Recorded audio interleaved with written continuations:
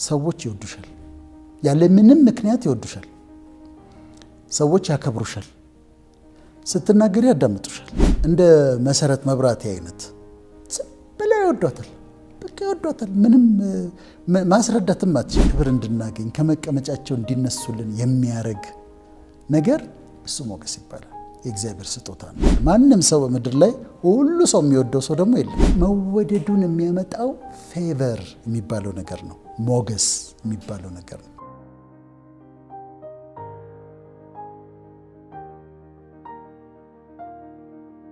ለምንድነው ማርያም የምትወደደው ለምሳሌ ሌሎችም ቅዱሳን አሉ እንደነ ቅዱስ ጴጥሮስ እና ቅዱስ ጳውሎስ አሁን እንኳን ነው ማለት አሁን እንኳን ሰዎች አብዛኛው ሁሉም ሰው ይመስለኛል ይወዳታል በእስልምና ቁርአን ውስጥ አንድ ሙሉ ቻፕተር አለት ሱራ ሙሉ ቻፕተር ስለ ሚሪያም የተጻፈ ሙሉ ቻፕተር አለ ስለዚህ ሙስሊሞችም ይወዷታል መወደዱን የሚያመጣው ፌቨር የሚባለው ነገር ነው ሞገስ የሚባለው ነገር ነው ሞገስ በጣም አስፈላጊ ግን ለማስረዳት የሚያስቸግር ነው ቅዱስ መጽሐፍ ላይ አስቴር የምትባል ሴት አለች እና ሐደሳ ነበር ስሟ እስራኤላዊት ነች ምን ተፈጠረ በ127 ሀገሮች ላይ ንጉስ የነበረ ንጉስ አርጤክስስ የሚባል ሰው ነበር እና ሚስቱ ነበረች አስጢን ትባላለች አስጢን ትንሽ አስቸገረች እና ከንግስናዋ ተሻረች እንግዲህ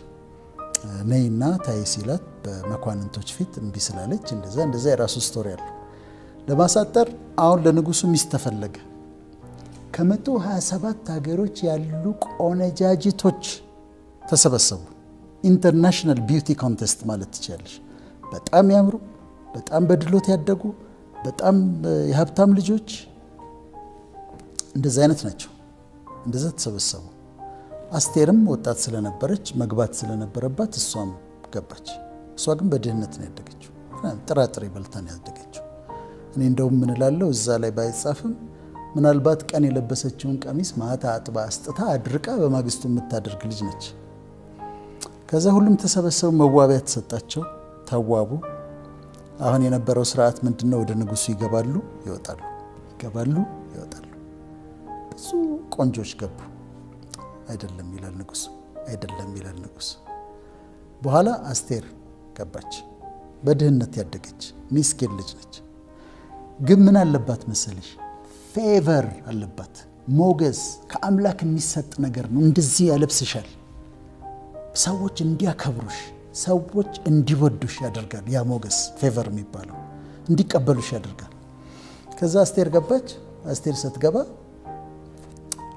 አያት ንጉሱ እሷ ነች አለ ምን የምትሆነው ንግስት የምትሆነው የምትነግሰው ንግስት የምትሆነው እሷ ነች አለ አረ ያሁን ስንት ቆንጆ ገብቶ ወጥቷል ሸኛቸው ካሁን በኋላ ገና ያላያቸው በጣም ብዙ አሉ ተዋቸው እሷ ነች አለ ምንድነው ፌቨር ነው ሞገስ ነው ሞገስ የሚባለው የእግዚአብሔር ጊፍት የሆነና እግዚአብሔር ስጦታ ሆኖ የአምላክ ስጦታ ሆኖ ሰዎች ይወዱሻል ያለ ምንም ምክንያት ይወዱሻል ሰዎች ያከብሩሻል ስትናገሪ ያዳምጡሻል ይሄ ሞገስ ነው አንድ መስሪያ ቤት ሄደሽ ዝም ብሎ በቃ ብድግ ብሎ ያስተናግድሻል ይሄን እንትን ይፈርማል ነይ ዛጋ ነይ ልሰድሽ ይላል ይዞሽ ይሄዳል እዛኛው ጋር አንድ ጨርሶ ይልክሻል ገንዘብ ስትሸው አይደለም ሞገስ ሆኖ እንዲቀበልሽ ያደረገውና ሰዎች እንዲሰሙን የሚያረግ ሰዎች እንዲወዱን የሚያረግ የማይገባንን ክብር እንድናገኝ ከመቀመጫቸው እንዲነሱልን የሚያረግ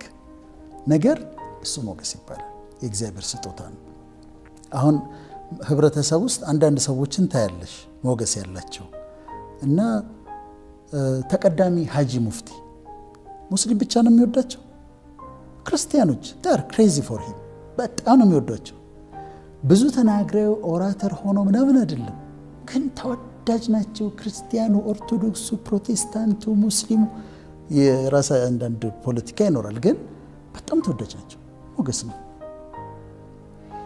እኔ በጣም ወዳቸው ብዙ ጊዜ መድረክ ላይ የማገኛቸው መጋቢ ሐዲስ አለማየሁ እሸቱ ሰው በጣም ይወዳቸዋል በጣም እና ምንድነው ፌቨር ነው እና እንድትወደጅ ያደርጋል እንድትከበር ያደርጋል። ሰዎች እንዲያዳምጡሽ ያደርጋል። አሁን አንዳንድ ጊዜ ያለው ማይነኩ አርቲስቶች አሉ። አሁን ዘፋኞች ሆነው ወንድ የሆነ እሱ ላይ ይጻፍ እስቲ እሱ ላይ አስተያየት ይስጥ 20,000 ሰው ነው 20,000 ሰው ነው የሚቃወሙ። እንደ ፌቨር ነው፣ ሌላ ምንም አይደለም። አንዳንዶቹ ብዙም አይናገሩ ዝምተኛ ናቸው እና የማይነኩ ናቸው። እንደ አርቲስት ቴዎድሮስ ካሳሁን አይነት አንድ ሰው የሆነ ወንድ ቢጽፍ እሱ ላይ ከዛ 20,000 30,000 ሰው ነው መልስ የሚሰጠው።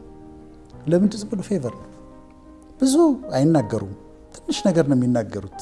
ብዙ ወጣታያቸው በየቦታው ግን ዝም ብሎ ፌቨርድ ሲሆኑ ፌቨር ስላላቸው ሞገስ ስላላቸው ህዝብ ይወዳቸዋል። እንደ መሰረት መብራቴ አይነት ዝም ብለው ይወዷታል። በቃ ይወዷታል። ምንም ማስረዳትም አትችልም። የራሷ ኳሊቲዎች ቢኖራትም ሞገስ ነው።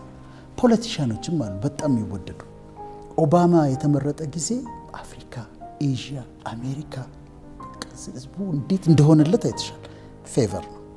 ስለዚህ ይሄ ሞገስ ነው። እግዚአብሔር ነው የሚሰጠው፣ የእግዚአብሔር ስጦታ ነው። ግን ዝም ብሎ አይሰጥም።